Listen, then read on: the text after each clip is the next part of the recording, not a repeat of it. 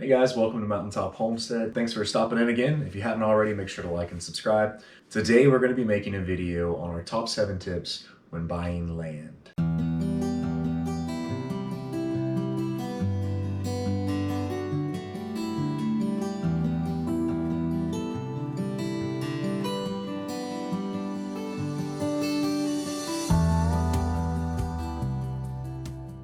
So these tips are our tips for buying land. Everybody's going to need something different. This is what we looked for when we were trying to find our property. We have a 16-acre homestead, and these were some of the most important things for us when we were looking for a place to call home. So Taylor and I live full-time in an RV for about 5 years. In the last year of the full-time being in an RV, we did nothing but save up to be able to buy a property. Our most recent video, we talked about how we keep our homestead debt-free. We talk a lot about our debt-free tips and tricks on how to stay debt-free. So if you want to check that video out, that's our previous video that we just made. You can go back and check that out. I'll put a link up here. So the last year of living in the RV, we saved up, and we looked for property for a whole entire year trying to find the perfect property. So in that looking for property for a year, we've definitely done some digging, and we definitely have some sound advice for you guys that will hopefully help. So on our list here, we're gonna go from the least important to us to the most important for us. So the least important for us was land for hunting. Now, Michael is an avid hunter, and we do like to hunt for deer and turkey, but you know, there's plenty of other places around here that we can go hunting in our area, so having land to go hunting wasn't as important. Now we do hunt here, we do have land to be able to hunt because we do have 16 acres. But being able to hunt on our own property, especially if we're in a situation where we don't want to buy meat from the store, and we try not to as much as possible, but being able to hunt on your own land and process your own game is pretty important to us, but it's not one of the most important. But having land for hunting is pretty important to us on this homestead. So coming in next on this list for us is your neighbors. Yes. You really need, I think this is so important. I feel like so many people buy property without even thinking about their neighbors. Yeah. They just see this awesome piece of property and it checks off a bunch of their stuff. Then they buy the property, and lo and behold, Their neighbors are awful. Yeah, 2 or 3 months later, you know, they're throwing stuff over the fence at the neighbors and stuff. I've seen some serious horror stories of bad neighbors. Yeah, or if you do have farm animals, they're constantly calling the cops on you, or just doing stuff to your dogs, or who knows. So if you're like us, when you move out in the country, you know, you want to live country. So, you know, our dogs are hardly ever on a leash. We're working on putting a fence up in the front of their property so they don't roam as much. But all of our neighbors love our dogs. Our dogs are really good with animals. Mm-hmm. So thankfully we have really good neighbors. And our goats free range. So. Our goats free range, our chickens. My neighbor across the street loves it. He called us the other day and said, "Hey man, your goats cleared out my whole fence row for me. This is awesome. They can come over whenever they want." So having good neighbors is a make or a break when buying property. If you can, spend some time getting to know the people around you or around the area that you're going to buy. Yeah. Stop and talk to them and just say, "Hey, you know, I'm thinking about buying this lot down here. Just wanted to say hi," asking how the neighborhood is. And 90% of the time, you can judge a book by its cover sometimes. Yeah. If it looks pretty rough, if there's a lot of drugs in the area, you might second guess buying that property. Mm-hmm. And if you find property for a really good deal, really cheap, I want to consider why. there might be a reason. Now, we absolutely love our neighbors. All of our neighbors here are great. Yep. We knew quite a bit of people in the area that we live in anyway, so that kind of wasn't really a problem for us. So we love our neighbors. We all look out for each other. If there's a sketchy vehicle driving down our road, we all call each other and let each other know, and we're writing down license plates, and you know, we're all here for each other. If our dogs are, you know, somewhere getting into mischief, we call and let each other know, or we're always just looking out for each other. And so that's where having good neighbors is so important. You know, if you're not home, like if we were to ever take a trip, our neighbors would come over here and take care of our animals. Every time they've been on a trip, we went over there and took care of their animals and just watched out for them and their property. And it's just been so nice having good neighbors. I think it's important also, you might consider your neighbors being like-minded. Because I know some situations where people move in, or neighbors, other people move in beside you, and they're not like-minded. They're not really homesteaders. They're more city folk, and they're not used to like your dog running around. Or one lady that got really upset because Taylor's parents' dogs come over onto their property, and I was like, okay, we understand, you know, so we had to get shock collars for the dogs to keep them on the property. And we get that, we totally understand, but keep in mind that like the people that are around you are going to make a huge difference. Get to know your neighbors. We live on a dead end road, which is really nice. But the house before us, Pam, our neighbor, she's a great lady. Craig across the street moved down here from up north. He bought his property, I think the same time we bought our property. Yeah, he bought us just before us. So he's very much like-minded. The Kinneys live kind of catty corner down to us, and they're like family to us. We're probably going to their house for dinner tonight. So, you know, we're over there all the time, you know, and like Taylor said, we watch their animals, they watch our animals. Great neighbors, great people all around us. Having good neighbors is absolutely huge. Make sure you check out your neighbors before you buy land, if you plan on living there or doing anything on that property. For sure. So another thing that was really important to us was the size of the property. Now for us, we would love to have 100 acres and a beautiful view and you know, all the things. But in our budget to buy this property debt-free and where we wanted it at and all the stuff, we kind of had to sacrifice a little bit. So we ended up getting 16 acres. So that's still a pretty good size, especially, you know, for a homestead like we wanted. But the size of our property and what was on that property. So for us, we have a big open field and we have the rest of it is woods. So woods was really important to us because we wanted, you know, the privacy. We wanted to be able to go forage. We wanted, you know, to hunt in there. We're actually going to build our house in the woods for privacy and just, I don't know, we like being in the forest. And if we want to, we can mill some of our own timber to build our house. Use it for firewood. That was just a lot of things that were important for us, especially for self-sufficiency purposes. But also having a big open field was important for us. So if we do decide to ever get cattle, we can let them graze. Our goats graze up here. Our chickens got a big open field that they, you know, graze and look for bugs in all day long. We wanted a big open area for our garden and something that was south facing. So that's another, you know, which direction of your area. So south facing for us because, you know, we want your garden south facing to get all that sunlight. The size of your property is going to matter with what all you want to do, how many animals you want to have, how big of a garden you want to have. And yeah, there's different things where people, you know, grow an abundance of food on 1/4 of an acre. That's fine and dandy, and that is possible. But for us, being able to spread out and having all these options and all these different things that we could do with such a bigger space and, you know, just have some property that's just left untouched was pretty important. I think a lot of the videos that are out there with people talking about have a homestead on 1 acre, or 1/4 of an acre. There's a lot of accuracy in those videos, but I feel like those videos are leaving out a lot of details on how much work you have to put in. If you have only a 1/2 acre or an acre, and it's okay if that's what you're looking for, but just keep in mind, you are going to be tending that soil so much more. You're going to have to be bringing so much more nutrients into that soil because you're constantly going to be turning it up and planting something new in it. Versus us, we can take and extend our garden out, you know, and have a garden over here this year and let this side rest. So keep in mind the size of how much acreage you want really will matter depending on what you want to do, of course. And, you know, that that also kind of saves us money where we don't have to buy compost. We can utilize different things here on our property. We mow the grass, we put that in the garden. You know, we have the room for animals, and the animals give us manure, and there's just so many different things. We can go get all the good soil in the woods and scoop that up and put that in our garden, and go to our creek bed and get that. So it's just so many different things that we can do more on a bigger property. The size of your property is definitely going to make a difference. So the next tip we have for you guys is soil.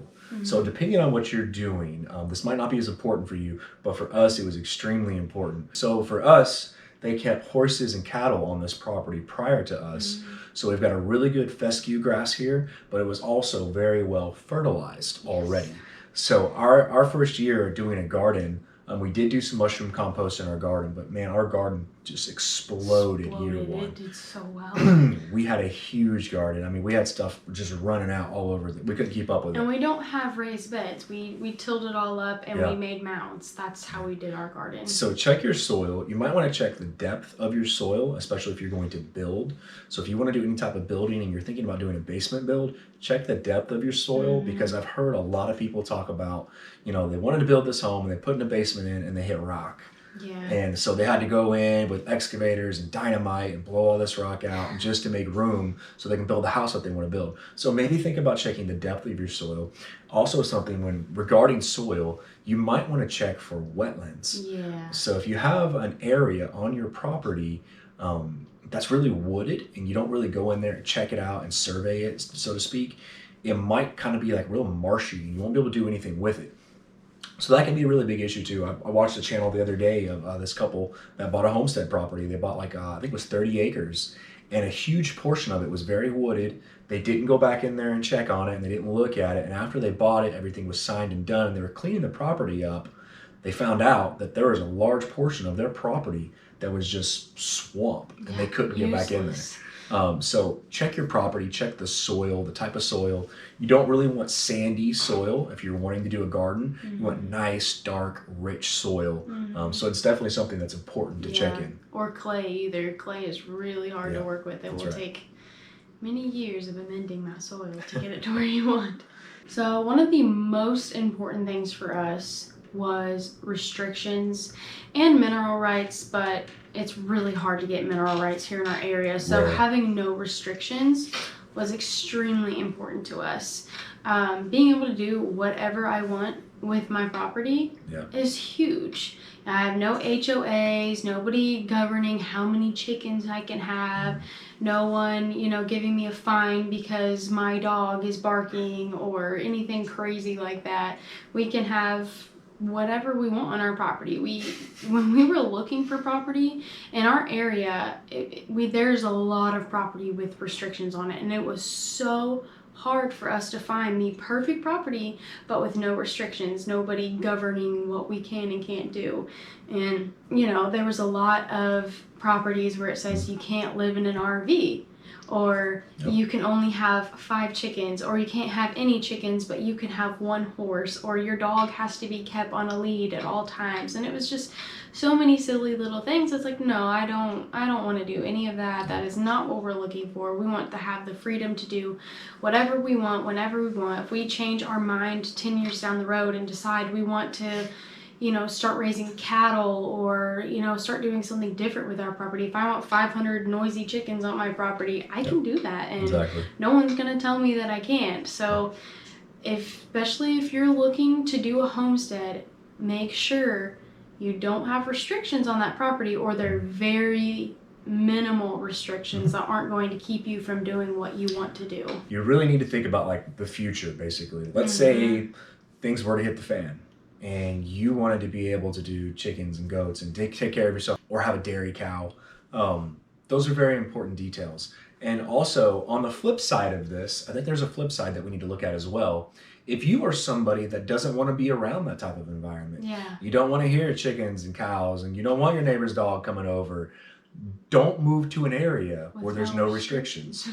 Don't move to an area where you've got a bunch of people that are homesteaders, that focus on living off grid, and that are very laid back and relaxed, and they enjoy living their lifestyle this way. And you know, this all goes back to knowing your neighbors. If you are from the city and you don't like the country stuff, know your neighbors, because when you move out to an area like this, you're gonna ruffle some feathers, and you don't want to ruffle feathers with people like that. And last but not least, our last tip is water.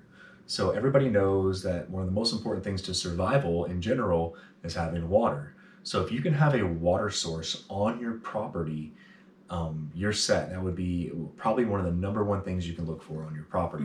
When me and Taylor first found this property that we're on right now, we thought for certain that we had a spring on the property. We thought, oh man, we hit the jackpot. This is a spring.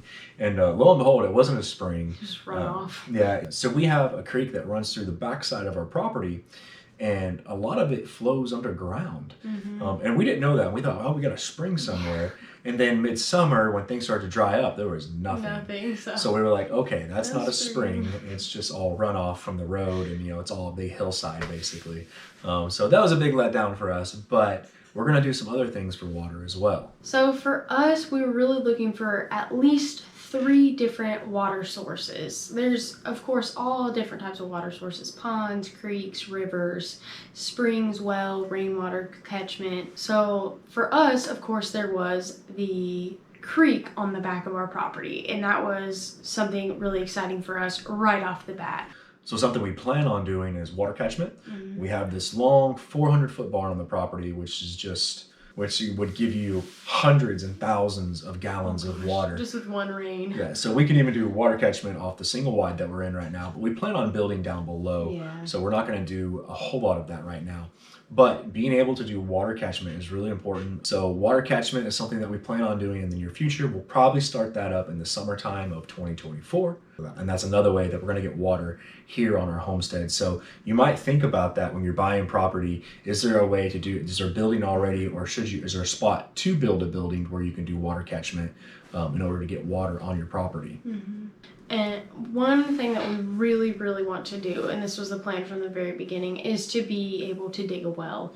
We have witched, and there are several different spots on our property where we are going to be able to dig a well around the area that we want to build in.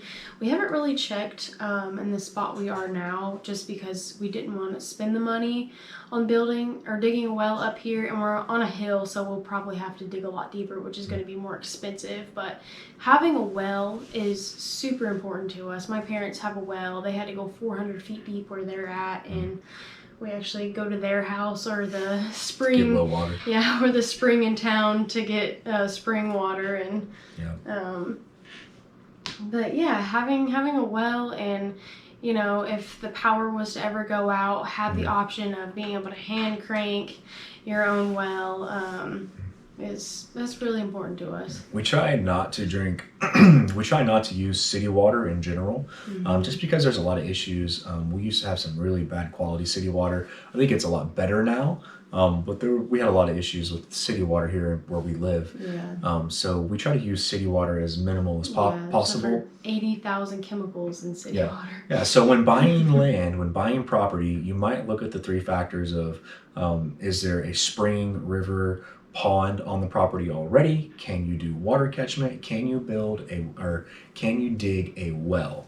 So those are 3 very important factors when buying property or when buying land. So me and Taylor found several properties close to her parents' house, because that was one of the things that we really wanted, was to be close to her parents. So if we leave, they can watch our animals. If they leave, we can watch their animals. It just keeps family close. And we found several properties that were around her parents, but we couldn't buy them because there was no water source, or I think almost all of them had restrictions. There's a lot of really big developments going around in that area, and a lot of horse people are moving in out here to where we're located. So we had to search a little bit further, not too much further away, but we definitely had to search to find a property that had no restrictions. That was one of the hardest things for us when finding property, is finding one without restrictions. Yeah, and you would think, like, we're way out in the boonies, and you would think where we're at there would be abundance of properties without restrictions, but this is a huge horse riding area. So I think that all these people years ago bought all this property, and now they're making money off of it and putting all these restrictions because they don't want people like us with a farm to move on the property. So There's a flip side to everything. If that's your flavor, then that's awesome. Just make sure you know where you're moving so you understand the environment that you're going to be around. Yeah, so you get along with your neighbors, especially the people that have been there their whole lives. If you're moving to a new area that you have never been in before, just know that, you know, you're going to be an outsider and you better know what you're getting yourself into before you enter it. So we have a lot of people moving in our area that are from like California and New York and Chicago, trying to escape a lot of the craziness going on in those states right now.